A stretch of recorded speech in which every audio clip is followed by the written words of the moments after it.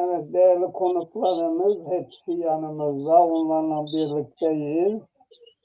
Rasim Bozbuğa var. Ankara Gazi Üniversitesi'nden okurken bir zazalarla ilgili bir tez hazırlamıştı.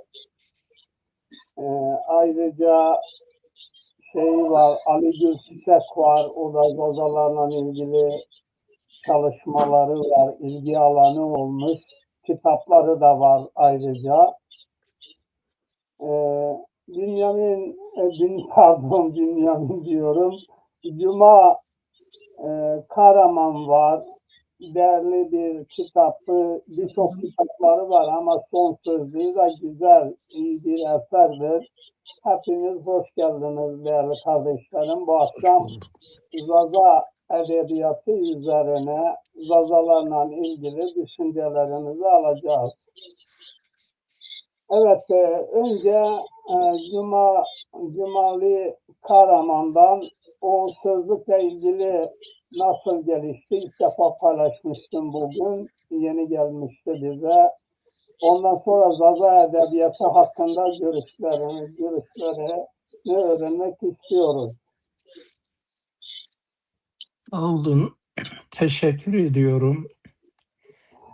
Bizi davet ettiğiniz için ve stüdyoda beraber olduğumuz misafir arkadaşlara hoş geldiniz diyorum. Sözlük çok yani epey bir zamandır düşüncem o yöndeydi. Yani böyle bir kitap hazırlamayı hep düşünüyordum. Fakat bazı yazılarım vardı, dağınıktı. Onları şimdi bir araya getirdim. Daha çok böyle klasik sözlüklerden ziyade biraz da sözlük ve edebiyat iç içe. Dilin, çünkü bizim daha yeni dil olarak yazıya geçişimiz, kalemi o noktada kullanmamız biraz yeni. Okurlar için daha böyle onların dikkatini çekebilecek, dilin güzelliklerini böyle kelime kelime, tane tane ifadeden ziyade dilin estetik yönü, edebi yönünü öne çıkarmaya çalışmak. Tabii ki yani Zaza dili diğer diller gibi, birçok diller gibi edebi bir dildir. Tabii ki bir dilin edebi olabilmesi için, edebiyat dili olabilmesi için bazı unsurlar gerekli, önemli hususlar var.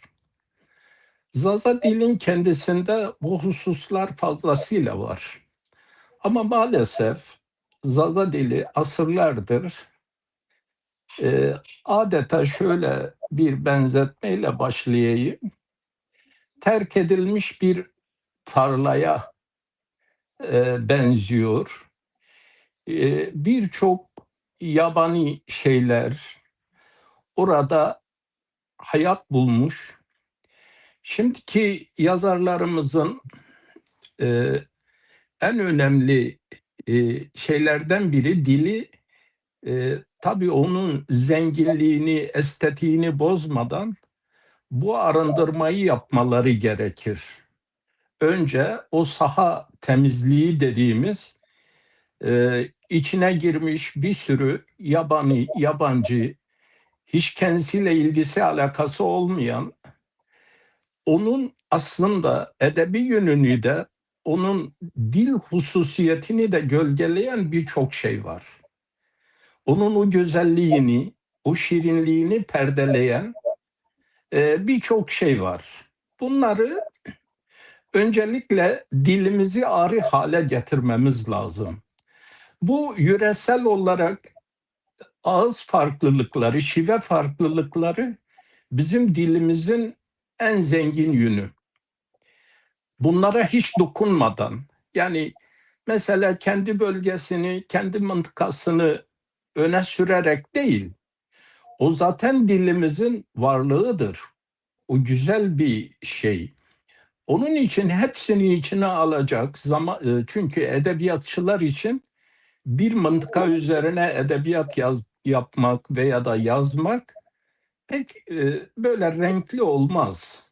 Ama farklı bölgelerden de kelimeleri oraya alarak dilin renkliliği ve çeşitliliği çok daha güzel hale gelir. Yani böyle tek bir renk, tek bir çiçek değil de hakikaten her bir yaprağın veya da her bir şeyin bir kilimin desenleri gibi. Bu yönüyle yani asırlardır dil sadece sözlü olarak bize gelmiş, yazılı olarak çok az. Fakat şöyle bir e, e, şeyiz, yani şöyle bir durum var. Bu hususta ümit veren çok güzel şeyler oluyor. 2 gün önce Monzor Üniversitesi'nde mesela şeylerini alan arkadaşlar oldu. Bu çok sevindirici. Son birkaç yıldır Bingöl olsun, Dersim olsun veya da bunun dışında birçok güzel çalışmalar var. Dil üzerine, dilin hususiyetleri üzerine, şiir üzerine e, kitaplar yazılıyor. Ondan sonra hikayeler, denemeler. Bu da bize ciddi bir aşk, bir şevk veriyor. Bu yönüyle tekrar şuna döneyim, arkadaşlar da fazla uzatmayayım. E, Önce bir etrafımızı e, arındırmamız lazım. E, İnsan şuna benzetiyorum. E, Mesela yakın akraba ilişkileri çoğu zaman o akraba ilişkileri bazı şeyleri mahremiyetten çıkarır. Her şeye girer. Yani her odaya girer. Fakat her odaya girme bu defa insanın gittikçe belli ilkelerini ihlal eder. Yani kuralları ihlal eder. Onun için Zazaca'ya yakın diller Zazaca'yı asimile etme hususunda uzak olan dillerden daha fazla etkilidir. Bundan dolayı akraba dilleri bu dile karşı e, olan, yani akrabalık ilişkisinden meydana gelen yakınlığın vermiş olduğu dile kendi rengini, e, kendi şivesini, kendi ağzını veya da kendi ifade etme şekli, bu bazen bir kelimeyi silerek, bazen bir kelimeyi bilerek veya bilmeyerek onu ifade etmemekle o dil birkaç sene sonra o kelime artık o dile ait olmaz. Yakın akraba dilin dilini kullanmaya başlar.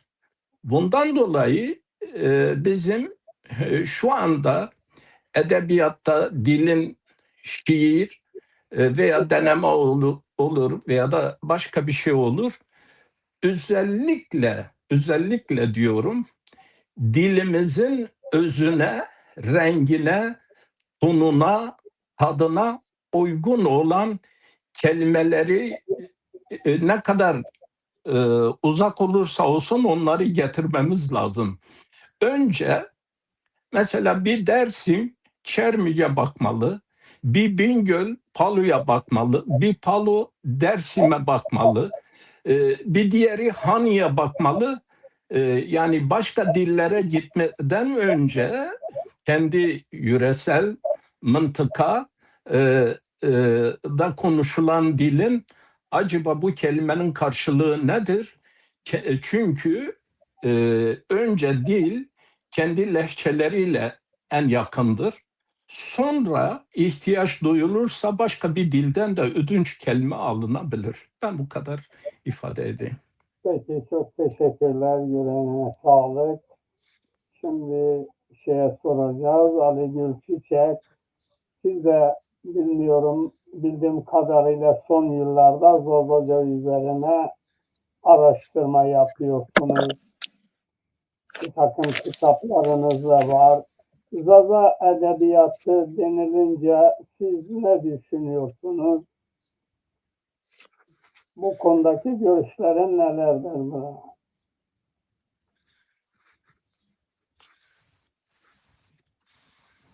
Sesin kapalıdır.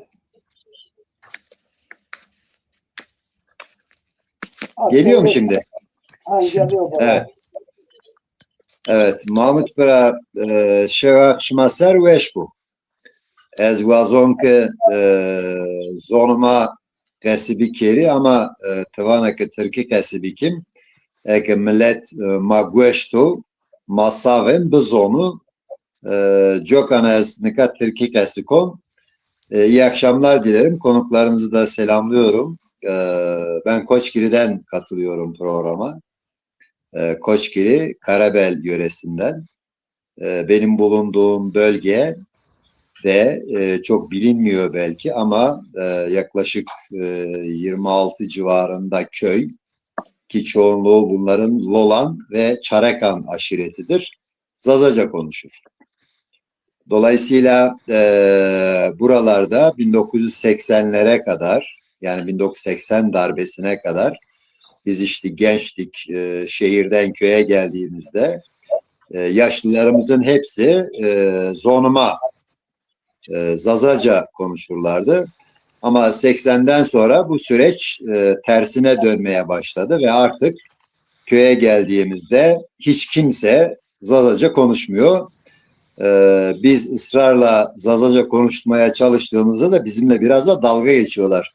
Bunlar kafayı yemişler, bu saatten sonra Zazaca konuşuyorlar diye. Böyle başlamak isterim, biraz da espri olsun diye. Şimdi tabii bir dilin biraz önce Cuma arkadaş belirtti. Ben bir dil bilimci değilim. Daha çok edebi yanım güçlü benim. İşte bir roman yazdım. Romanda Zazaca hikayeler, dualar kullandım. Sonra da Öteki Koçgiri tarihi diye bir tarih çalışması yaptım. Biraz da mecburiyetten oldu. Ama Zaza diliyle ilgili bana derseniz, Zaza dili, Zaza edebiyatı ile ilgili ne dersin diye sorarsanız çok çalışmadan bahsedebilirim ama öncelikle şunu söyleyeyim. Zaza dili benim babaannemin dili. Yani zona diye amunu. Esçi mususa diye kohora musu. Kalki hora musu. Yino kesi kerdiyene may levino de biemgers. Yino mara şanki kesi kerdiyene mara lokuvat yene mara kifir kerdiyene mahim biçim musayim zonumat şıko. Ez şesseri biyo yani çevireyim biraz benim dilim babaannemin, dedemin dili. Ben ne öğrendimse dil olarak onlardan öğrendim ve benim hafızamda kalan her şey onlardan kaldı bugün. Dolayısıyla bu hafızayı zorladığımda, tazelediğimde Zazaca dilinin dünyayı tanımlarken, tabiatı tanımlarken, inancı tanımlarken ne kadar mükemmel bir dil olduğunun çok sonraları farkına vardım. Diğer dilleri yani Kürtçeyi, Türkçeyi, İngilizceyi, diğer dillerdeki hayat hikayelerini, aşkı, doğayı, felaketleri, tiyatroyu, gülmeyi hepsi tariflerken Zazaca'nın bütün bunları çok daha incelikli, çok daha nitelikli tarif ettiğini gördüm. Onun için yeniden kendi dilimi öğrenmeye başladım. Kendi dilimle çocukluğumdan bana geçen hikayeleri yeniden düşünmeye, yeniden anlamaya çalıştım. Mesela dua etmeyi, Zazaca dua etmeyi yeni baştan öğrendim ve hala öğrenmeye çalışıyorum. babaannemin bana ettiği bir dua vardı. Mavatyeni kılamı terso, yani korku duası de bu duanın adı. Korkuya şöyle bir silsile çiziyordu babaannem. İpi boynuma dolayıp beni bir köpek ısırmıştı. Köpek ısırdığı zaman korkmayayım diye bana bu duayı etmişti. 5-6 yaşlarında falan yapmıştı bu duayı bana. Dua şöyleydi Zazacası: terso terso tu sorulacekra veci hermoku hermora veci bozyoku bozyora veci zonyoku zonora veci lengoku lengora veci benohortku. Bir çocuğun korkusunu aşması için onu baştan ayağına kadar bir yol izleyerek bir duayla onu korkuyu def etmeye çalışan bir duaydı. Tabii korku, ben yine korkmaya devam ettim ama duayı da öğrenmişim o korkuyla beraber, hiç unutmadım. Bunu da Nevruz kitabında, Nevruz romanında yazdım aynı zamanda. Başka dualar da yazdım. Şöyle uzun anlatırım bunu ama diğer arkadaşlarımıza da söz hakkı şey olmasın, hak geçmesin. Şöyle bitirmek isterim bu bölümü. Zazaca dilinin öğrenilmesi ve öğretilmesi konusunda çok fazla çalışmak gerekiyor. Yani Zazaca kültürü, Zazaca dili çok geç başlanan bir süreç. Neredeyse 2000'lerde yavaş yavaş çok fazla konuşulmaya başladı. 80'lerde yurt dışına giden bazı arkadaşların çalışması var. Pia grubu ve benzer Vate grupları gibi. Bunların çalışmaları var. Başka arkadaşlarım var ama 2000'lerden sonraki süreç hem Zaza dilinin hem Zaza edebiyatının hem Zaza dilinin Kürdi diller içerisindeki durumu nedir ne değildir? Bununla ilgili çok farklı, çok değişik düşünceler var. Bunların hepsini ben çok önemsiyorum. Farklılıkların dile getirilmesi çok güzel bir şey. Buna daha fazla çalışılması bizi zenginleştirir diye düşünüyorum. İlk bölümü böylece kapatayım. Teşekkür ediyorum. Evet, ben de teşekkür ediyorum. Yüreğine sağlık. Çok teşekkür ederim. Sırada Rasim Bey var. Rasim Bey üniversitede bir Zaza tezi hazırladı. Birçok diller varken neden Zazaca üzerine tez hazırladın? Bu konuda bunu nasıl bize açıklayabilirsin? Yani çok enteresan. Belki sizden önce de üniversitelerde tez olarak Zazaca'ya yer veren yoktu. Yani bu tezde Zaza edebiyatını dile getiriyor. Zazaların bir halk olduğunu, bir kültüre sahip olduğunu belirtiyor ki bunu da çok önemsiyoruz. Buyurun Rasim Bey. Teşekkür ediyorum. Misafirlerimize de hoş geldin diyorum. Onlara da teşekkür ediyorum. Ben niye Zazaca'ya başladım? Bu konuda tez yaptım meselesi. Kendi kişisel hikayemle ilişkili. Ben Dağ köyündenim. Bizim köyümüz Dağ köyü. Benim üniversitedeki ev arkadaşım da Zaza'ydı. Zaza olunca onunla yani benim köyümün, bizim hikayelerimiz çok benziyordu. Yani biz mesela ben çocukken keçi güttüm. Yani Zaza köylerinde keçi var. Yani bu beni yakaladı bu hikaye. O arkadaşımı yani o Zaza arkadaşımı çok seviyordum. O da Kovancılarlıydı. Yani Paluluydu. Sonrasında yine Kovancılar'dan yani evet. Böyle olunca yani Zazalara yani bizim köyümüze çok benzediği için yani Zazaların hayatı, hikayeleri bu anlamda beni çekti bu konu.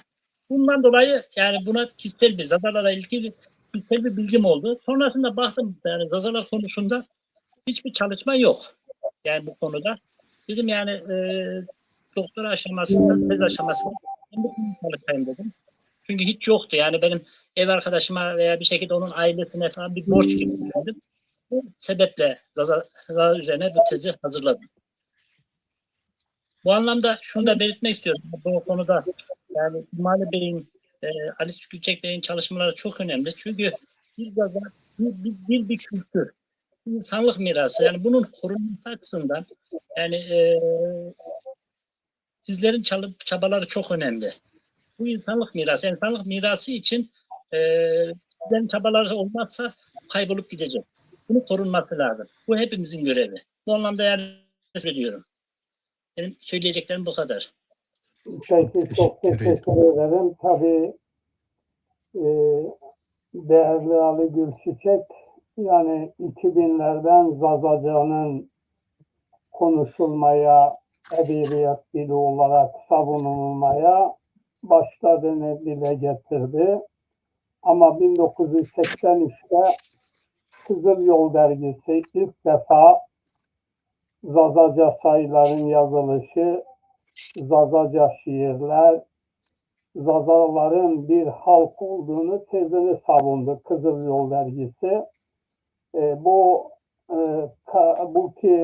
bu dergi aynı zamanda Türk Enstitüsü'nün kitaplarından da kaynak olarak geçiyor. İşte Zazaca sayıların yazılışı vesaire. Yani esas Zazaca'nın diasporada başlaması bizim yayınımızla başladı. Hatta Bingöl Üniversitesi'nin araştırmacısı da araştırma yapıyorlar. Bingöl Üniversitesi Zazaca'nın bir halk dili tezinin Kızıl Yol'dan yaptığını onlar da vurguluyorlar. Başka kaynaklar da var. Burada da yazıyor tabii. 1983-85 yıllarında Bobigny Fransa'da yayınlanmış Zazaca'yı bağımsız bir dil olarak değerlendirmektedir. Zazaca ayrı bir dil olduğunu savunan ilk dergi olması bakımından dikkat çekmektedir. Başka kaynaklar da var tabii. Şimdi o dönemin şartları gerçekten zordu. Bugünkü kadar bu teknoloji yoktu. Kimseden yararlanamıyorsun. Avrupa'da da işte Oscar Mann'ın bir kitabı vardı. Ya da bir Rus yazarının bir makalesinden geçiyordu. Ama daha Kızıl Yol'dan sonra birçok kaynaklar bu dergiden esinlenerek Zazaca'ya önem verdiler. Zazaca çalışmalarına katıldılar. Şimdi bu konuda de soru soracağız tabii. Cumali Hocam o gün söylemişti. Ben 60 yaşından sonra dilimin önemini anladım demişti bize canlı yayında. Bu da çok değerli bir söz. Yani herkesin kulaklarına da küpe olsun diye düşünüyorum. Yani Zazaca konuşuluyordu. Daha önceki birçok dergide de Zazaca lehçe olarak geçiyor. Başlı başına bir dil olarak geçmiyordu. Yani Vate dergisi bizden sonra yayına başladı. Onlar da Zazaca'nın Zazaca'nın lehçe tezi olduğunu ileriye sürüyorlardı. Ama Kızıl Yol dergisi ilk defa Kızıl Yol'dan Zaza dili bir halk dilidir, bir ulus dilidir deniliyor. Evet, şimdi soruyoruz, bu Zaza edebiyatı aşkı neden sizden başladı? Yani bu dil lehçe deniliyordu, bu dil yok sayılıyordu Sayın Cumabra. Bunu nasıl bize açıklarsınız? Şimdi ben Ali Bey'e, Rasim Bey'e, sizlere tekrar teşekkür ediyorum. Bu benim için cidden de yani kendimi tanıdığım günden yani bugüne Zazaca yani ana dilim demin Ali Biraçov yani zonmay mı zonpi mi zon kalkon mu bapirun mu pirikun mu E, e, inşallah bir şiir de okurum. Şimdi benim yani Zazacağım 7 yaşına kadardır. Ben şu anda 7 yaşına kadar öğrendiğim yani hiçbir şey katılmamış ve Zazaca'nın dışında hiçbir kelime başka dilden bilmeyen bir Zazacadır.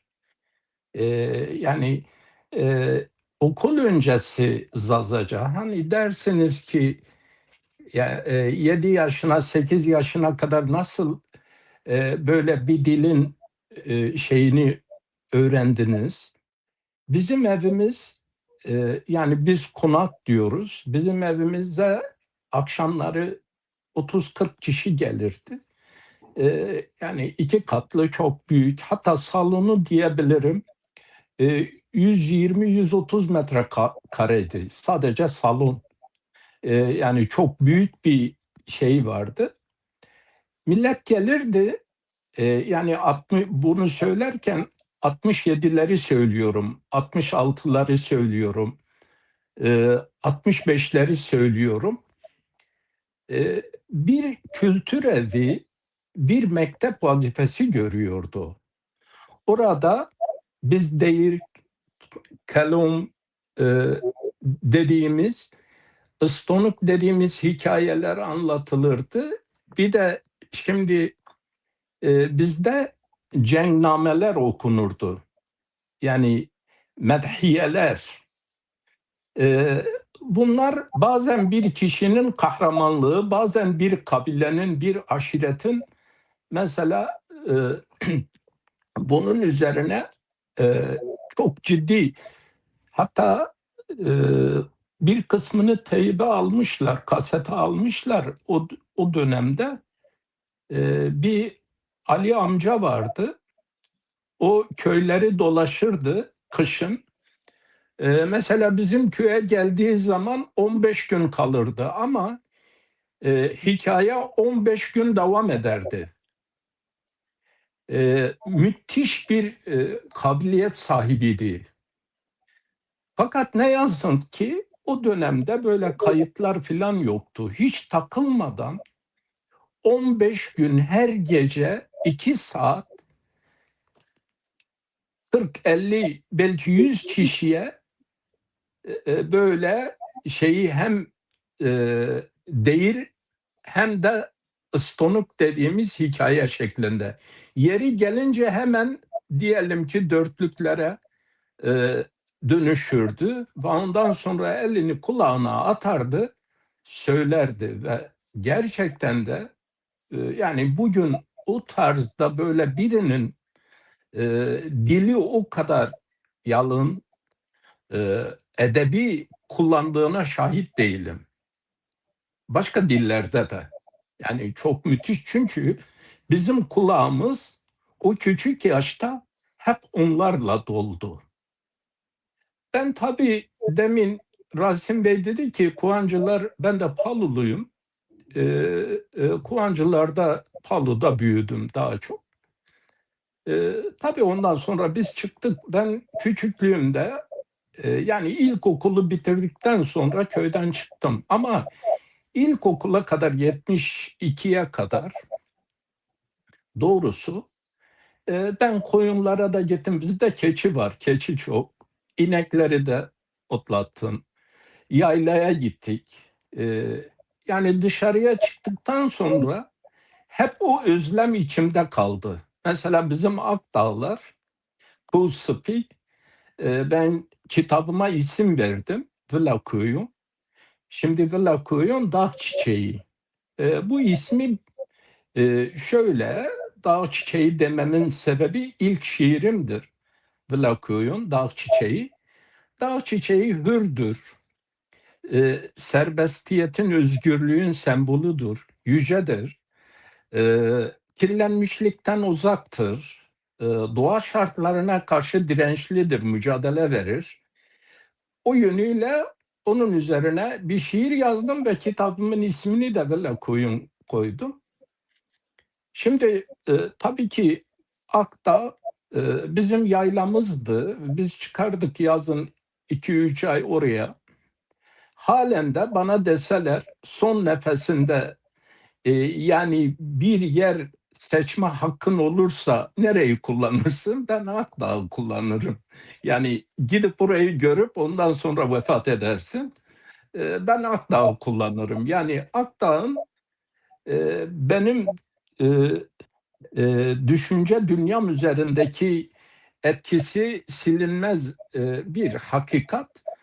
Çünkü doğasıyla böyle saf ve safvetiyle coğrafya, ben ne öğrendimse orada öğrendim. Yani kadınlardan öğrendim, annelerden öğrendim. Biz çocukken oynarken hatta küfretmeden dili küfrederken ben geçen gün bir kelime bizim köyde bir kadın böyle onun küfürlü bir kelimesi vardı, aklıma geldi. Sonra o kelimeden bayağı birçok kelime çıktı. Şimdi tabii 60 yaşına kadar derken ben şimdi 67 yaşındayım.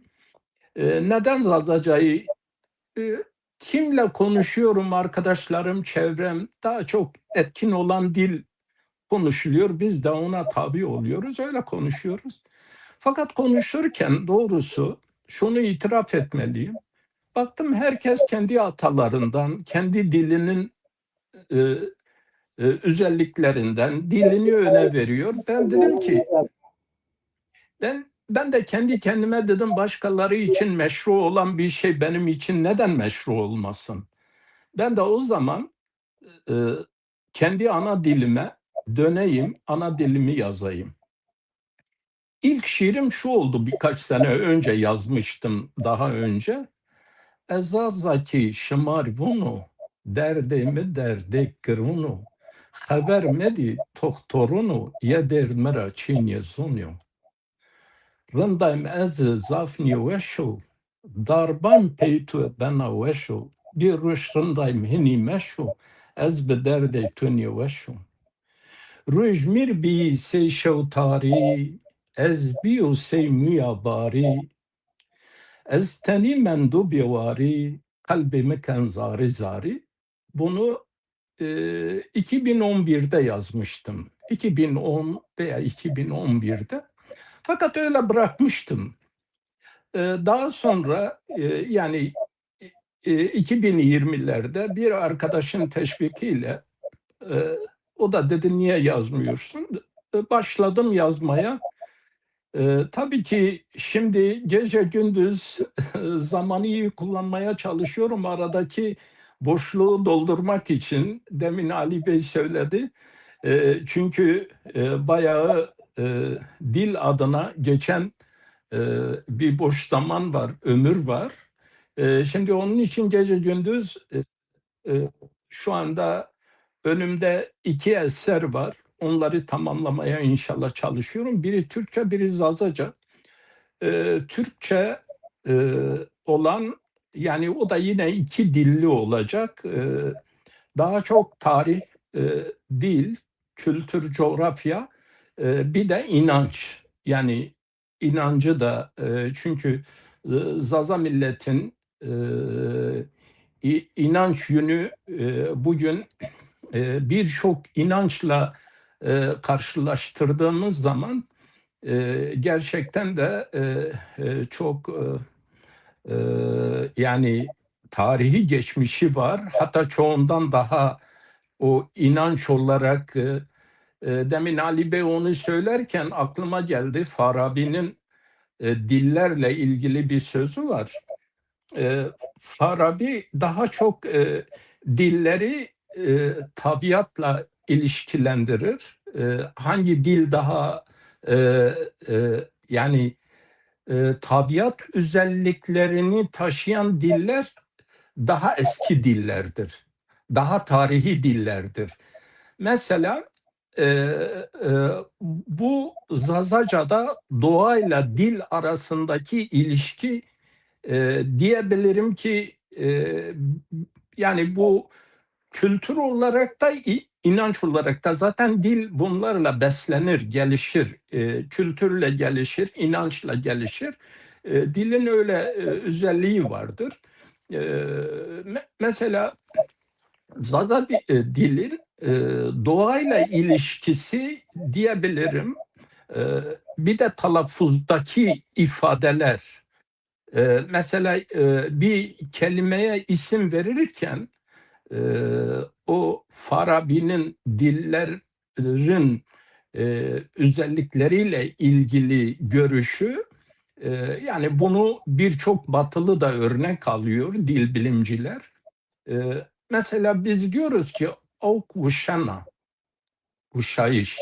Burada uşayış kelimesiyle soyun sesi aynıdır. Yani bu ben bir Arapça şeyiyle ifade edeyim. Biraz bizim medrese şeyimiz, ben Arap diline de vakıfım, Fars diline de vakıfım, edebiyat yönü.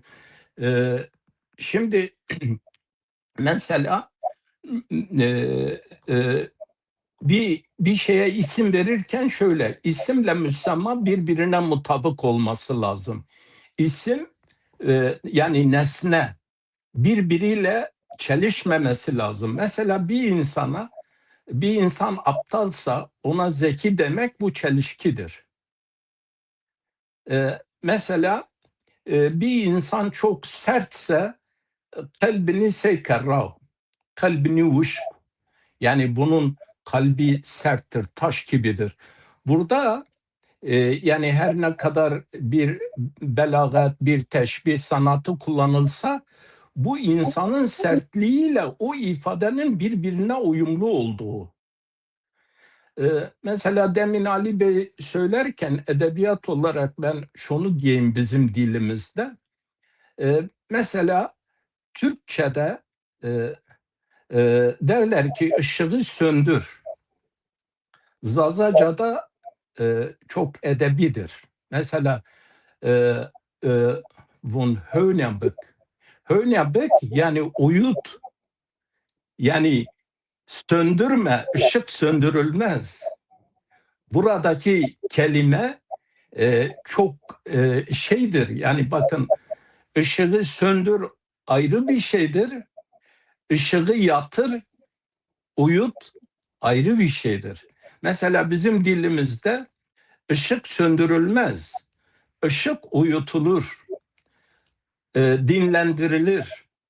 Mesela bu yönüyle ben bazı kelimeleri bilhassa dilimizde onların belki de anlam olarak ifade edilmesi gerekli olduğunu düşünüyorum. Ve bu hususta bu iki kitabın, biri Kavname, biri de bizim Zazaların tarihi geçmişi, kültürü, dili, coğrafyası. Hani bugün sanki Zaza ismi bazıları Evliya Çelebi'ye bağlıyor, bazıları Ziya Gökalp'a bağlıyor. Yani varlığı bu kadarmış. Yani zaten Evliya Çelebi geçmiyor. Ziya Gökalp döneminde de böyle bir şey söylenilmiş. Zazalar bu kadar. Ama tarih öyle demiyor. Tarihte şimdi belki biraz erken, ben kitabı bitirmeden söylemek istemiyorum ama çok ciddi deliller, kanıtlar, belgelerle bizzatihi, yani 1000-2000 sene önce Orta Çağ'da Zaza kelimesinin bizzatı ad olarak verildiği şahısları tek tek şimdi, yani bu bir tane de değildir, iki tane de değildir. Onun için Zaza milletini tanıyabilmek için 3 bölgeyi çok iyi bilmek lazım. Deylem, Yemen ve Dersim bölgesi. Dersim derken yani bütün Şark, bütün Anadolu, Mezopotamya, yani Deylem, Yemen ve Dersim derseniz yani ne? Çünkü coğrafyadaki göç hareketleri, Zazalar böyle bir yerde sadece belli dağlarda durmamışlar.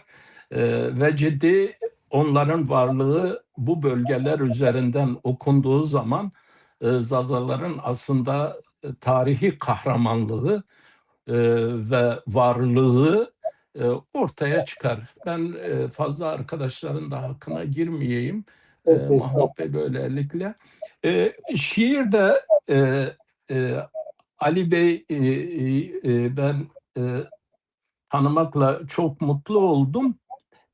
Çünkü diliyle bizim dilimiz aynı, ben diyorum bizim köyden, yani Ali Bey bizim köydeki Zazacayı konuşuyor. Yani çok yakın. Çünkü ben herhal kendi sayfamda paylaştım. 1908'de İngiliz arşivlerinde bizim köy Palu'da bizzatihi Zaza geçiyor. 600 hanelik bir aşiret olarak aynı köyümüzün ismi Ovacık Dersim'de de var. Rahmetli babam derdi, 5 köy bizden gitti. Oğlum fermanımız çıktı, 5 köy gitti. Şimdi 3 tanesini buldum ama 2 tanesini daha bulamadım.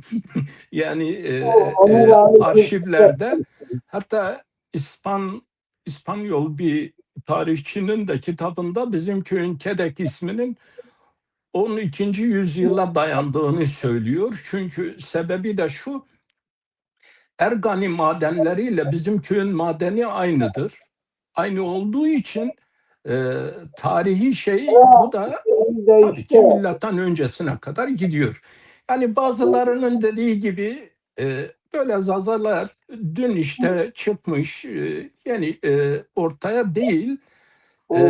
Ben doğrusu 5 sene öncesine kadar Zazaca'nın bir lehçe olduğunu hiç ne düşündüm, ne de konuştum, ne de aklıma geldi.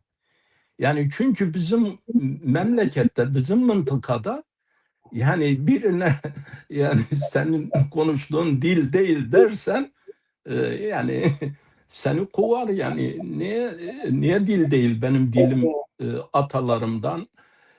Şimdi Osmanlı kaynaklarında da bizim köyün şeyini buldum, çıkardım. Birkaç tane köyün de çıkardım. Orada da 1750'lere kadar bütün atalarımı tek tek hepsini, doğum tarihleriyle beraber hepsini buluyorum. Hiçbiri de Zazaca'nın dışında bir dil konuşmamış yani. Onun için dilimiz gerçekten her çabayı hak ediyor. Biz o çabayı yeter ki gösterelim ve dilimiz için gayret gösterelim. Ben de düşündüm, yani işte bu hususta ne yapabiliriz, ne edebiliriz? Çocuklarıma şöyle düşündüm. Dedim ki vefat edersem evim varsa, arabam varsa, bahçem varsa çocuklarıma kalır. Ama milletime ne bırakacağım? O zaman milletime eser bırakmam lazım. Babalarımız sağ olsun bizi okutmuşlar. Biz de bu dilin hakkını verelim. Rahmetli babamın şu sözüyle bitireyim. Bir gün dedi, oğlum ben ölümden korkmuyorum ama bir şeyden korkuyorum. Biz ölünce bu dilimiz unutulur. Ben bundan korkuyorum.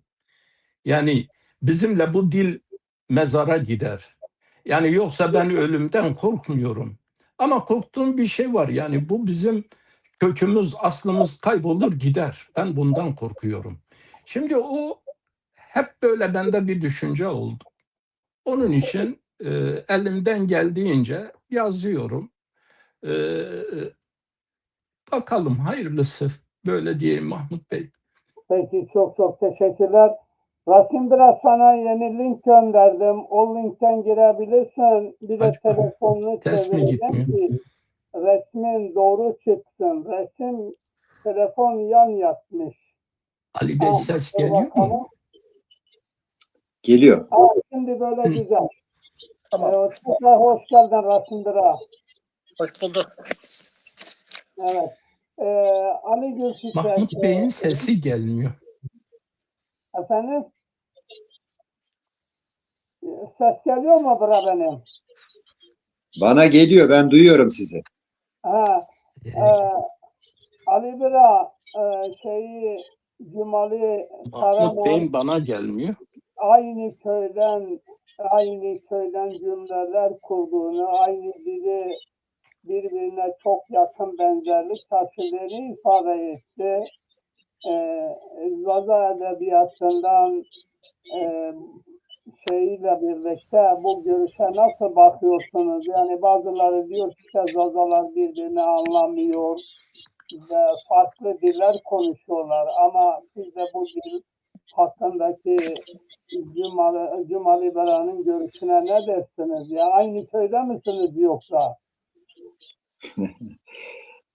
Yok, o Elazığlı, ben Koçgiri'liyim. Evet. Dolayısıyla aynı köyden değiliz ama şimdi şöyle bir ilginçlik doğuyor. Yani ben geçenlerde çevrim dışı bir program yapmıştın sen. Ben ona katılmıştım. Orada da bazı arkadaşlar benim konuştuğumu çok iyi anladılar mesela. Sanki kendi köylüleriymiş gibi anladılar. Şimdi ismini hatırlayamıyorum o arkadaşın. Şimdi Cumali arkadaş önemli şeyler söyledi. Hem dil üzerine hem edebiyat üzerine hem de çok güzel bir şiir yazmış, onu okudu. Çok mutlu oldum. Ben tamamını anladım. Ben de yazdım. Zazaca şiirlerim var benim. Belki kısmet olur bir gün şey yaparım, anlatırım. Fakat şimdi Zaza halkı, Zaza dili, Zaza edebiyatı, Zaza tarihi, bunların hepsi o kadar önemli başlıklar ki bunların hepsi için gerçekten ayrı ayrı konuşmak, tartışmak gerekiyor. O zaman buna zaman da yetmez, günler de yetmez. O kısmına girmeyeceğim ama şöyle bir şey belirtmek isterim. Bir dili, bir milleti, bir halkı siyasal alan üzerinden telaffuz etmeye başlarsanız ve bunu bugün 21. yüzyılda yapmaya başlarsanız sizden önce ön almış ne kadar siyaset alanı varsa bir duvar gibi örülür karşınıza. Bu bir. Dolayısıyla da bu duvarların ne olduğunu anlamak, bunların yanlış olduğunu söylemek veya bu duvarları yıkmak için kendine ait olanı doğru bilmek gerekiyor. Ben bunu öğrenmeye çalışıyorum. Yani bilmediğimin farkındayım. Neleri bilmem gerektiği konusunda çok fazla çaba sarf ediyorum. Bunlara bakarken yani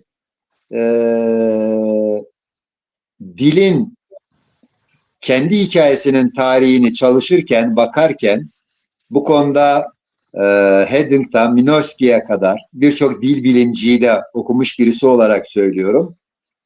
Valla diekamı Piernora Rânzonuma zona Hayke ezaira musu inora rândvana. Ez jokana von esçi mususa ne öğrendimse babaannemden, dedemden melete manı kanra ez musu. Ez zamanı koçkiri ez zofam yani sırıkı mektepte bir Ankara'da bir her gomlan her yazın. Şimdi Zazaca konuşayım, anlamazlarsa Türkçesini de çevireyim, arada öyle konuşayım. Dolayısıyla her yaz, evet, her yaz köye gelirdim. Burada ilkokulda ben köyde bitirdim. Burada Zazaca konuşan, Zazaca düşünen, Zazaca dua eden, Zazaca küfreden, kavga eden her şeye tanıklık ettim ben. Ve bunların hepsi hafızamda duruyor. Şimdi bu hafızamdakileriyle bugünkü siyasal alana taşınmış kavgaları karşılaştırdığımda siyasal alan kavgalarının benim bu öğrendiklerimin yanında hiçbir değerinin olmadığının farkındayım. Onun için ben bu kısma mümkün olduğunca girmemeye çalışıyorum. Güzel olan kısmı şu, biraz önce Cuma arkadaş Zazaca dilinin doğayla olan ilişkisinden bahsetti. Gerçekten çok değerli ve çok müthiş. Biz ne tarif ediyorsak Zazaca'da ya su üzerinden, ya taş üzerinden, ya ağaç üzerinden, ya karınca üzerinden, bir sürü şey üzerinden tarif ediyoruz. Zazaca'da mesela tebarik, zorba var ki teberik bir yere, tebarik bir yere. Teberik veya tebarik kutsal topraktır. Benim çocukluğumda birisi hasta olduğunda o diyar düzgün dedikleri inanç yol erkan olan bir yerdir. Buradaki Zazaların tamamı Alevidir. Alevi öğretisindedir. Dolayısıyla inanç dili de aslında dilin doğayla, dilin insanla, dilin hatta devletle kurduğu ilişkide inancı da içine katarak bir ilişki kuruyor gerçekten. Mesela bizde eski kadınlar kızlıklarında küfrederlerdi. Vatyeneke Urıstı şımarı kerim. Urıstı şımaf isteyeni. Şimdi ben bunu Türkçe'ye çevirirsem ayıp olur ama ben bunu araştırdım. Bu Urıstı şımaf isteyeni lafı nereden geliyor? Urus, Rus demek. Yani Rus'u bir küfür kavramı haline getirip burada birisine kötü bir söz söylemek için kullanıyor. Ve diğeri mesela cenderme bekbardı köf isteyeni. Ya diyorum niye böyle söylüyorlar bunlar? Cenderme dediği jandarma. Bekbar dediği burada bir nahiye. Nahiyede görev yapan jandarmanın üzerinden bir küfür üretmiş. Buradaki Zazaca konuşan yaşlı kadın. Dolayısıyla bunun gerçekten hem ironik hem edebi hem önemli bir tarafı var. Bu kısmını belirtmek istedim.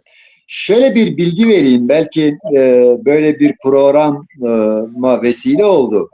Koçgiri kısmı gerçi Mahmut Pıra biliyor ama belki siz bilmezsiniz.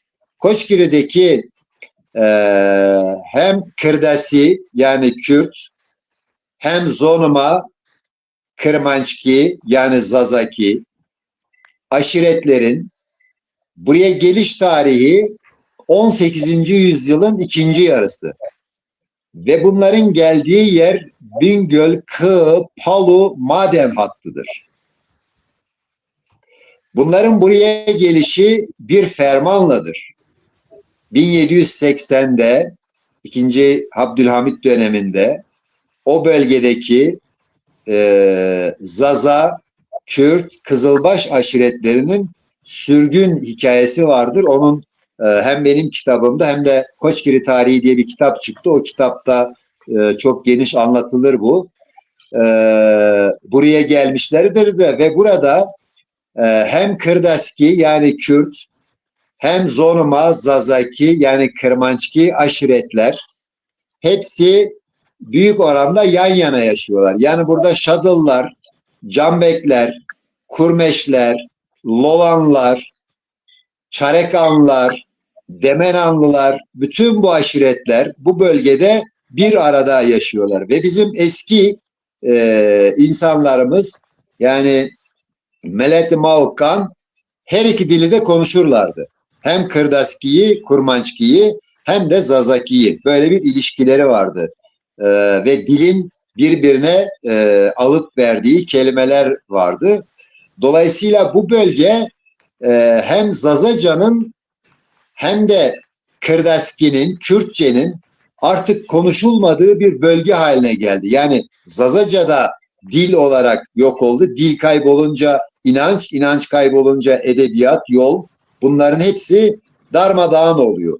Mesela bu bölgede dil kaybolduğu için bizim eski Zazaca konuştuğumuz dualar, klamlar, ağıtlar bunların tamamı yok oldu. Bunların yerini 1980'den sonra özellikle cenaze erkanlarında, yemeklerinde neredeyse Sünni inancın öğretisi söyleniyor ve dile getiriliyor.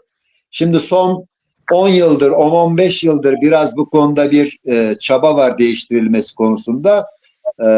Umarım başarılır ve Zazaca inancının, dilin daha fazla konuşulması, daha fazla dile getirilmesi konusunda bir aşama kaydederiz. Cuma Bıra'ya ben de katkı olsun diye Zazaca şiirimin bir kısmını söyleyeyim. Bakalım bu sefer anlayabilecek mi? Diğer kora vengenu. Zımıstan kama diğer tür pierşvenu. Teyna mirçik manene ver çeberodu. Deri çenali, veyvi çenali, vengi şıma esnam. Bu kadar. Şıma ve eşki bıra. Şmaz beşi, vengves, saatler. Eyvallah. Bıra Mahmut, söz sende. Evet, ben de teşekkür ederim. Ben de sözü şeye vereceğim, Rasim Bey'e vereceğim. Tabii burada birçok kaynak bölge gösterdim. Zaza edebiyatı, tarihi, folkloru, bununla birlikte işte Zazaca hikayeler, Zazaca oyunlar, tarihçiler vesaire çok kaynak var. Rasim Bey, Zaza edebiyatı gelişiyor mu? Bunun önünde engeller var mı? Yani Zaza edebiyatı bence yani tez yazdığım dönemde baktığım kadarıyla bir ilerleme aşamasında. Yani ne diyelim? Bir dönem var ki işte ilk 19. Rasim yüzyılın Bey'in başında sesi gelmiyor. gelmiyor mu sesim? Sesin geliyor, buyurun devam et. Şimdi yani Zaza edebiyatının ilk örneklerini biz ne zaman görüyoruz? Zazaca mevlidler, yani bir şekilde yazılı kaynaklar olarak. Zazaca edebiyatı eski ama hani yazılı kayda ne zaman çıkmış? İlk Zazaca mevlidler. İşte Evet. Ahmet Hakan'ın, Osman Babic'in eserleri. Muhtemelen Cuma hocam bunları yani köyünde okunuyordur. Özellikle Ahmet Hasan'ın mevlidi. Çünkü yani Zaza coğrafyasında oldukça kullanılıyormuş. Şu anda baktığımız zaman Zaza edebiyatı bir aşamada, yani bir şekilde gelişiyor. Yani neticede ya belli bir yayın var. Ama burada şöyle bir sorun var. Burada şimdi şu anda Zaza edebiyatını yürütenler çoğunlukla gönüllülük esasıyla yapıyorlar. Yani bu faaliyetleri sonrasında bu adamların bir kazançları yok. Yani genel olarak edebiyat ne zaman kişi bundan bir para kazanırsa, bundan bir kendisine bir menfaat sağlarsa. Şu anda Zaza edebiyatı gönüllülük hareketi gibi. Bu anlamda baktığımız zaman yani Zazaların bu anlamda neye ihtiyacı var? Desteğe ihtiyacı var. Burada nedir? İşte belediyeler destek olursa bu konuda ki yani şu anda bence tek belediyeler yapabilir. Belediyeler onlara destek olursa, mesela Bingöl Belediyesi Zaza edebiyatının gelişmesine katkı sağlayabilir. Ya değilse yani bu iş gönüllülük esasına giderse oturması gelişmesi zor. Bir de tabii şöyle bir şey var. Şimdi iki tane hocamda benim gözlemlediğim şu var. Çocukluklarında Zaza ile çok güçlü bir ilişkileri olmuş. Hani Ali Bey'in işte babaannesiyle dedesiyle, yani artık babaannesiyle dedesiyle Zazaca konuşmuş. Bunun anısı var. Maalesef şu anda çocukların böyle bir şansı yok. Yani bu büyük bir kayıp. Yani bunun temel sebebi Zazaca özellikle köylerde konuşuluyordu. Köylerde nüfus azaldı. Yani bu anlamda Zaza edebiyatının bence en önemli sorunlardan bir tanesi yeni neslin Zazaca'ya hakimiyetinin çok düşük olması. Yani bu aşılabilirse orta vadede Zaza edebiyatının gelişebileceğini düşünüyorum. Evet, çok açıklamaların için teşekkürler. Güzel açıklamalar oldu. Artık yani babaanne değil de belediyelerin, özellikle Kültür Bakanlığı'nın, Milli Eğitim Bakanlığı'nın desteğine ihtiyacı var. Bana ses gelmiyor. Evet ama buradan da tabii belediye, Zaza bölgelerinde belediyeler biliyorsunuz başka gruplar ele geçirmiş. Mahmut Bey'in sesi gelmiyor. Efendim? Ses geliyor mu Ali Bıra? Ha, Mahmut Bey'in sesi gelmiyor. Alo. bana geliyor Bra Mahmut da Cumali Bey sizi duymuyor. Ben Evet. duyuyorum Cumali Bey'i, sizi duymuyor. Evet. Neyse ben devam edeyim. Sonra da videoyu izlerken sesimi o zaman dinleyebilirsiniz Ali ile. Şimdi belediyeler Siz bana tercüme edin. belediyeler çeşitli partilerin eline geçmiş. Partiler siyasidir. Yani etnik temele dayalı siyasi hareketlerden dolayı Zazaca'nın önünde engeller var. Biz bunu açık açık defalarca da dile getiriyoruz. Yani bir Avrupa gibi belediyeler dillere, kültürlere, sinemaya, tiyatroya, benzeri şeyler, etnografyaya, benzeri şeylere önem vermiyor. Yani burada bir eksiklik var. Bunu belirtmek istiyorum. Bunu tabii söylerken gene de Cuma Bra'ya başvuruyoruz. Cuma Bra Sayın Rasim Bey dedi, Zazaca'nın önünde engeller kalkmalıdır dedi. Yani belediyeler Zaza dilini desteklemelidir. Bu konudaki görüşün nedir? Cumali Bey sizi duymuyor Mahmut Bra. Şimdi ben senin söylediğini ona tercüme edeyim. Buradan söyleyeyim, o da sana cevap versin. Seni duyamadı. Tamam, siz Evet. açıklayın. Şimdi Cumali Hocam, Mahmut Bey Buyurun. der ki Mahmut Bey buyurun. der ki Zaza dilinin yaşaması için biraz önce arkadaşımız belirtti, Zaza dili yok oluyor. Benim ve sizin için onlar babaannelerinden öğrenmişler ama yeni neslin bunları öğrenme şansı yok. Dolayısıyla belediyelerin bu konuda yardımcı olması lazım. Belediyelerin veya resmi kurumların, onu da ben ekleyeyim, işte Kültür Bakanlığı'nın, Mahmut Bey de onu söyledi, ve üniversitelerin bu konuda yardımcı olması lazım ve bu dili yaşatması lazım. Siz ne dersiniz bu konuda diye size sorarlar efendim. Buyurun. Tabii ki bir dilin kurumsallaşması nispetinde devamlılığı söz konusu. Şimdi daha bizde böyle bir kurumsallaşma yok. Yani varsa da çok cüzi. Bunun yani kültür faaliyetleri, dil kursları aslında bunlardan önce yani dil şuuru, dilin önemi insanlarda öne çıkarsa, mesela örneğin insanlar bir yabancı dil kursuna gidiyor, bir yabancı dili 3 ayda, 6 ayda öğreniyor.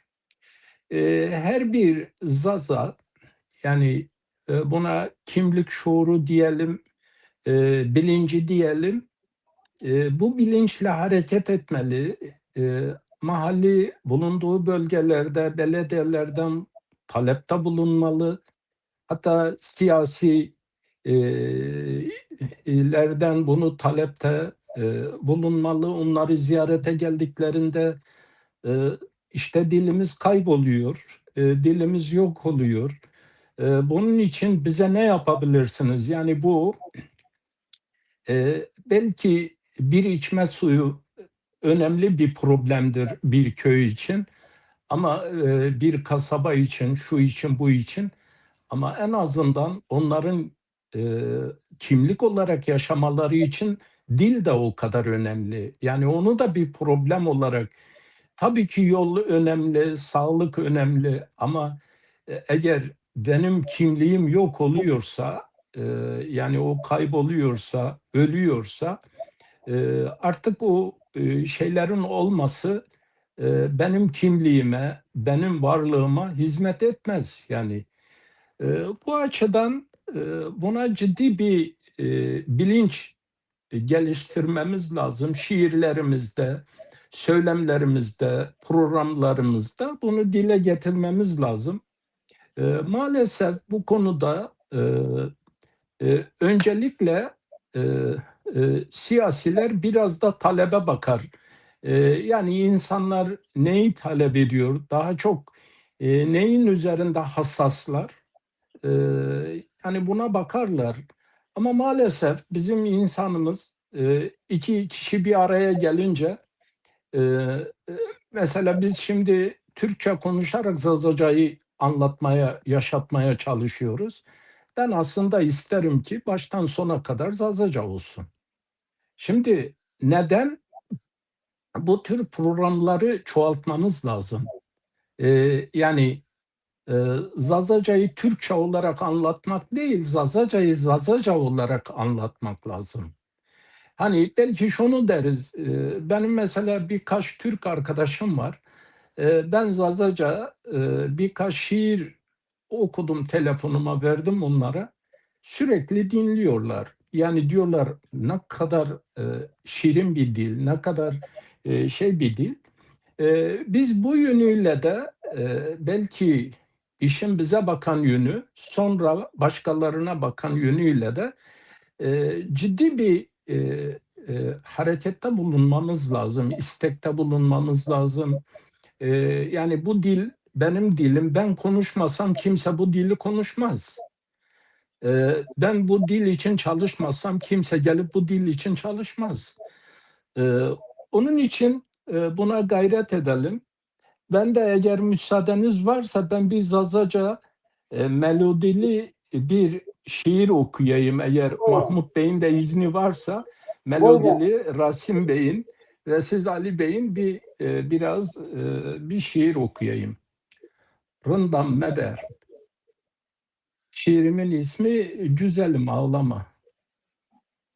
Tıkay bermena bermena شورج فریاد کنا اتقای برمنا برمنا شورج فریاد کنا زمستوشون و سارینو از yanarından meber görem meber mez yanarından meber görem meber ez yanavay. Adır tavtu güliston gül habeşena. Adır tavtu güliston gül habeşena. Cigeranı sey aderi derbeşena. Sabır beker ez yana. Rınday meber, görey meber, ez yanavay. Bülbül sergülaken feryadu figan. Bülbül sergülaken feryadu figan. Kalbime de henzar yoğa. خو افغان صبر بکر زمستون از ینا رندای مبر جورای مبر از ینا تمیونی باخچانده گلا بنشونا تمیونی باخچانده گلا بنشونا توالت تیجا سبای آشنا شونا مرق مکر ناز ویرنا شونا زمستوشون و سارینو از yanarından meber görey meber mez yanavay. Hazreti Yakup pey sabra rasa Mısır. Hazreti Yakup pey sabra rasa Mısır. Allah'da cezaf sabru zafi sır herkes nizon nirasen en ilahi sır zamız tuşun وصارينو أزيانا رنداي مبر جوراي مبر أزيانا vay. O Selametle kitabından okudum. Yüreğine Bunu sağlık. okuyorum. Olasın. Vengitök bu bra cumali vengitöründo vengitöründo. Ma ai kujona o kaserdin şemata ma hava serdin grot ayera zonmaz deyrun weş Neka mak diyoman binsa ne hayke zonamak eskene hem Dersim'de hem işte Palu'da, Bingöl'de, Çevlik'te, Koçgiri'de hem de kesikerse vanıke bizima esti. Ezik ki işte şine maldi bizima zohpiyay. Ez köytene bine bizu me cicik kuretene ardiyene feki hud ditiyene.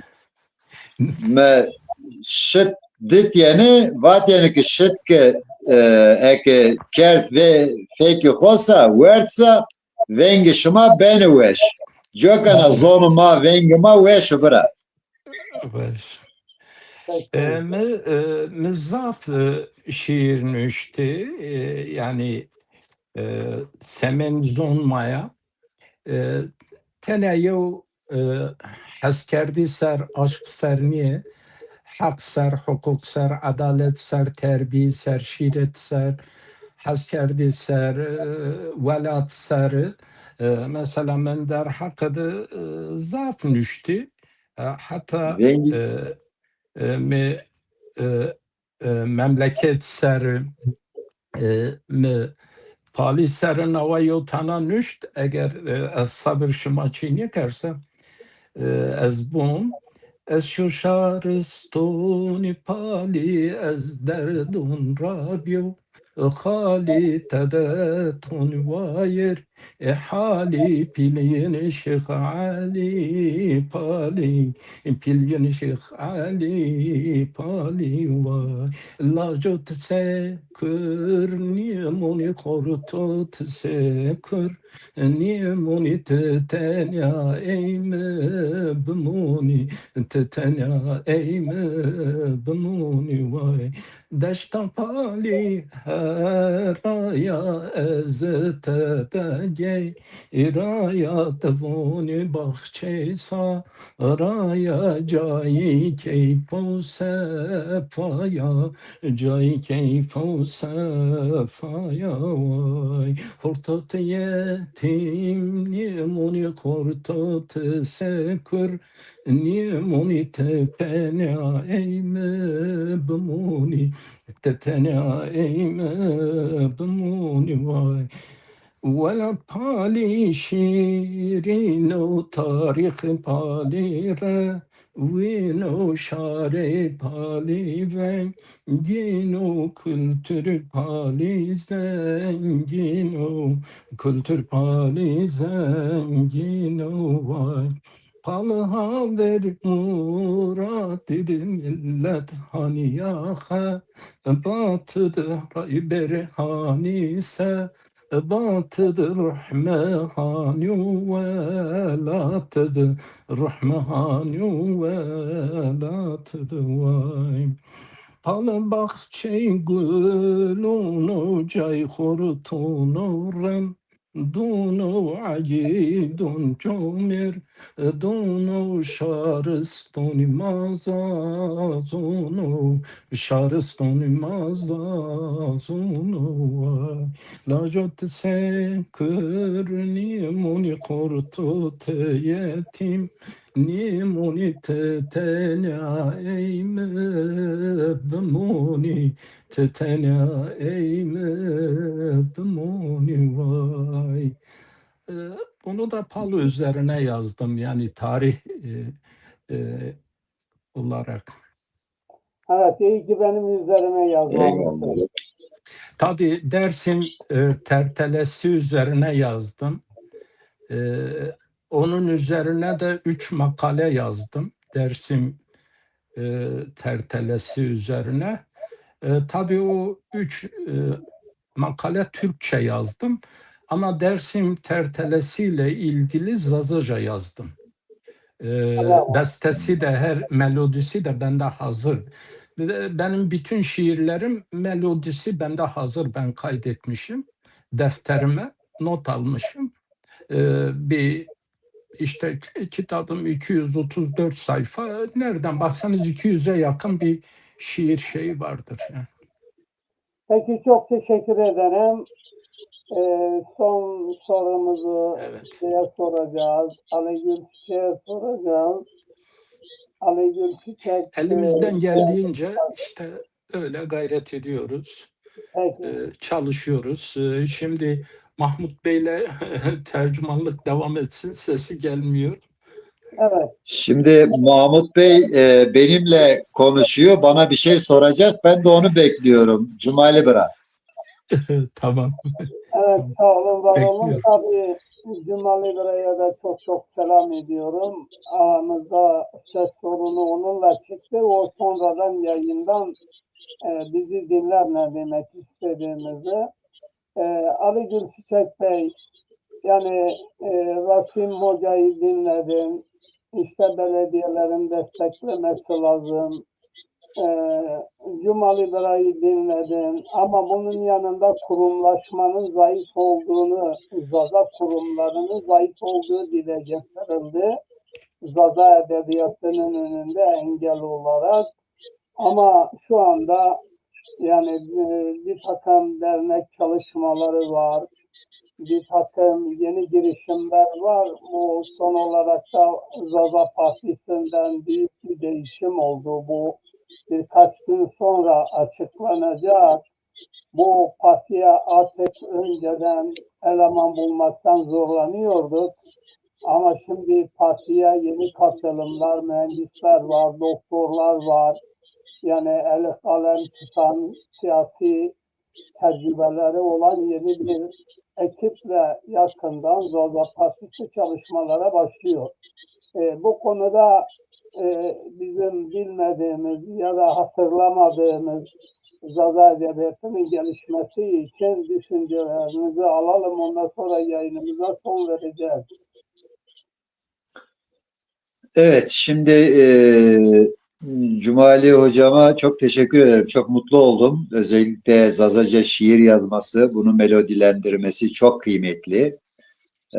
Rasim arkadaşımız çok az konuştu. Aslında bu konuda bir akademisyen olarak onu daha fazla dinlemek isterdim Zazaca konusunda. O çok az konuştu. Şimdi Zaza dilinin başka bir dil karşısında, özellikle Kürtçe karşısında konumlandırılması, ona bir alternatif gibi sunulması, onun karşıtı veya ondan çekmiş, onunla problem yaşayan bir dil gibi gösterilmesi çok yanlış. Bunu Kürtçe veya Zazaca konusunda siyaset yapanlar, bu konuda yazanlar, çizenler, program yapanları kendimce naçizane uyarmak isterim. Ve şöyle bir örnek vermek isterim size. Bir ay önce 2 tane müzik parçası dünya listelerinde 100 milyonu aşan bir izlenmeye sahip oldu. Bunun bir tanesi Kırmançki Heregule, bir tanesi de Ez Heskeno, Zazaca parça. Şimdi bugün bu çağ öyle bir çağ ki bir şiir, bir müzik parçası, bir duygu dünyanın bütün milletlerini kendine döndürebiliyor. Kendi dilini söyletebiliyor, kendi melodisini mırıldanabiliyor. Onun için dilleri bir karşıtlık, bir düşmanlaştırma üzerinden tanımlamak yerine dillerin ne kadar değerli olduğunu, dil olmazsa eğer insan kültürünün, insanlık bağının, insanlık soyunun nerelere gelebileceğini ve diller yok oldukça insanlığın tarihini kaybedebileceğini söylemeliyiz. Mesela Bünyamin Hocam'ın programlarını izliyorum zevkle. Bünyamin Yıldız'ın Zazaca konusundaki çalışmalarını, tarihsel derinliğini anlıyorum. Ama o kadar herhalde çok yoğunlaşıyor veya sıkıştırılıyor ki bazen gerçekten kendini ifade etmeye çalışırken sıkıntılı bir yere de düşürebiliyor bazı şeyleri. Bu konuda bence geniş olmak ve rahat olmak lazım. Net olan şudur. Mesela Bünyamin Hoca'dan yine örnek vereyim. Hetema, uhet diye bir uygarlıktan bahsetti. Hetlerden bahsetti. Ve Hetlerin insanlığın en eski dillerinden biri olduğunu ve bunların da Zaza olduğunu söyledi. Bu çok değerli. Ama bunun akademik olarak, bilimsel olarak, tezler olarak çalışılması, üniversitelerde üzerinde durulması ve uluslararası önemli dil bilimcileri tarafından da kabul edilmesi gerekir. O zamana kadar Zazaca konusunda ki ben de öyleyim, hassas davranan, hassas düşünen dostlarımızın, arkadaşlarımızın, bu işe gönül verenlerin biraz daha sabırlı olması gerekir ve özellikle yüzyıllardır birlikte yaşadıkları kırdasileri yani kurmançları yanlış anlaşılabilecek bir duruma düşürmemeleri gerekir. Ne demek istiyorum? Siyasetin dili çok sert. Siyasal alan bu konuda bizi problematik bir hale getirebiliyor. Yani 1000 yıldır bu coğrafyada, özellikle son 100 yıldır, 150 yıldır yasak edilen bir diller silsilesi var. İşte Kürtçe onlardan birisi, Zazaca onlardan birisi, Çerkezce öyle, Lazca öyle, Rumca öyle, Süryanice öyle. Şimdi bu dilleri yasaklayan, yok eden, kaybolmasını sağlayan Türk resmi tezidir, Türk tarih tezidir, Türk devletidir. Türk devleti de son 20 yıldır bundan geri adım atmaya çalışıyor ama içinden de çıkamıyor. Çünkü o kadar çok bu konuda Cumhuriyet'le beraber, hatta Tanzimat'la beraber başlamış bir tarihsel yanlışlık var ki bunu düzeltmek o kadar kolay değil. Öz bir cümle uzatmamak için Mahmut Hocam, yaptığınız program, Zazaca konusunda yaptığınız çalışmalar, ısrarınız çok değerli, çok saygıdeğer buluyorum. Programlarınızın Zazaca diline, Zaza kültürüne, Zaza edebiyatına ve Zazaların farklı inançlarda da olsalar birbirlerine anlamasına yardımcı olabilecek kaliteli bir seviyede olursa bu alanda gelişecek olan siyaset de siyasal alanda diğer diller, diğer kültürler tarafından da daha kolay kabul edilebilir diye düşünüyorum. Bu akşam için çok teşekkür ediyorum. Sağ olasın, var olasın. Ben de teşekkür ediyorum. Teşekkürler. Şimdi %100 katılıyorum. bu konuda birazcık açıklama hakkımız olduğunu zannediyorum. Şimdi siz de biliyorsunuz, dünyada biliyor, Zazalar hiçbir halkı inkar etmiyor. Bütün halklara elini uzatıyor. Zazalar Kürtlere ya da Kürtçe'ye muhalif olarak bir hareket çıkmamış, böyle bir algı yaratılıyor. Yani Zaza yayınlarından, dil bilimcilerinden herkes diyor ki bizim dışımızda bile Zazaca Türkçe değildir. Ama Türkler Zazaca'yı hedef alıyorlar. Bunu hem onlar suçlu hem onlar güçlü. Sonuçta Zaza aydınlarının, Zaza insanları işte Türkçeyi hedef alıyorlar. Tezi ortaya nasıl koyabiliyorlar ben anlamış değilim. Yani sorun, şimdi Türkler bugün devletle işbirliği yapıyorlar. Bu güzel bir şey. Ama Zazalarla işbirliğine geldi mi en küçük Kürt partisinden en büyüğüne karşı aslında Zaza düşmanlığını onlar yapıyor. Biz yapmıyoruz.